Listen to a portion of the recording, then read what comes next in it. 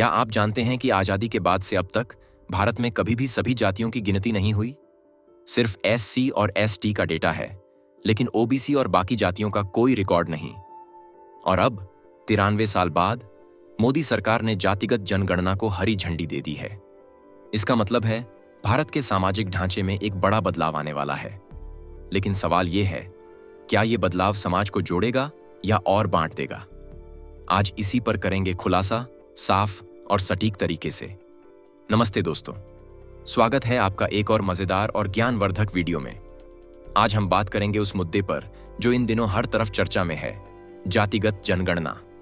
और सबसे बड़ी खबर, 30 अप्रैल 2025 को मोदी सरकार ने इसे मंजूरी दे दी है। तो ये आखिर है क्या? क्यों है इतना जरूरी? और अब इसके क्या असर होंगे? चलिए शुरू करते हैं साफ, सरल और सटीक अंदाज में। तो सबसे पहले, जातिगत जनगणना होती क्या है? सीधे शब्दों में, ये एक प्रक्रिया है जिसमें सरकार देश की आबादी का आकलन जाति के आधार पर करती है। यानी ये जानना कि भारत में कितने लोग किस जाति से ताल्लुक रखते हैं। अब तक भारत में केवल एससी और एसटी की गिनती होती रही है, लेकिन ओबीसी या अन्य जातियों का कोई पुख्ता सरकारी डेटा नहीं है। लेकिन अब 2025 की जनगणना में ये बदलाव आने वाला है और यह ऐतिहासिक है। अब सवाल, ऐसा क्यों किया जा रहा है? जानते हैं। नंबर 1, सामाजिक न्याय। देश में कई जातियां अब भी हाशिए पर हैं।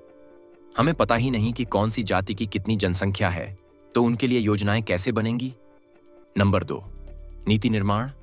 सरकार योजनाएं तभी बेहतर बना सकती है जब डेटा मजबूत हो। जातिगत आंकड़ों से शिक्षा, रोजगार और विकास योजनाएं ज्यादा सटीक बनेंगी।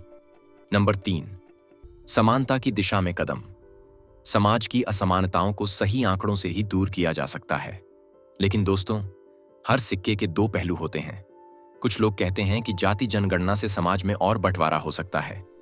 तो क्या यह सच है? चलिए इस पर भी एक नजर डालते हैं। चलिए पहले फायदे देखते हैं। सरकार को टारगेटेड पॉलिसी बनाने में मदद मिलेगी। पिछड़े समुदायों को उनका हक मिलेगा। सामाजिक और आर्थिक योजनाओं की पहुंच बढ़ेगी। लेकिन चुनौतियां भी हैं। जातिवाद को और गहरा कर सकता है। डेटा का राजनीतिक इस्तेमाल हो सकता है। प्रक्रिया महंगी और जटिल भी हो सकती है। केंद्रीय मंत्री अश्विनी वैष्णव ने कहा है कि यह पूरी प्रक्रिया पारदर्शी होगी।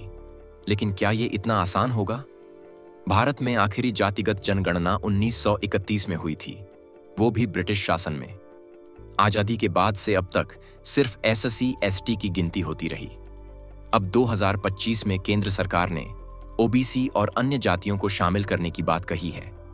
इस फैसले का स्वागत सभी राजनीतिक दलों के नेताओं ने किया है।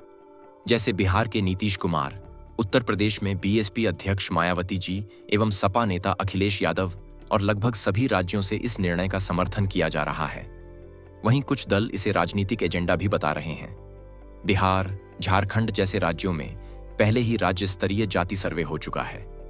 अब राष्ट्रीय स्तर पर यह कदम क्या एकता लाएगा या बंटवारा बढ़ाएगा, यही बड़ा सवाल है। तो दोस्तों, जातिगत जनगणना सिर्फ आंकड़ों का विषय नहीं है। ये सवाल है प्रतिनिधित्व, समानता और सामाजिक संतुलन का। अब जब मोदी सरकार ने इस पर मुहर लगा दी है, तो आगे के कदम बेहद अहम होंगे। जनता, राजनीतिक दल और समाज के हर हिस्से को इस प्रक्रिया को सचेत, संवेदनशील और जिम्मेदार बनाना होगा। अगर आप चाहते हैं कि हर जाति को उसका हक मिले और योजनाएं सभी तक पहुंचें, तो इस वीडियो को लाइक और शेयर जरूर करें।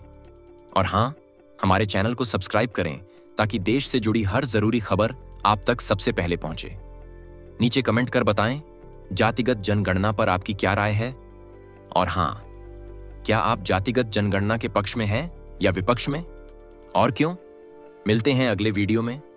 तब तक जय हिंद, वंदे मातरम।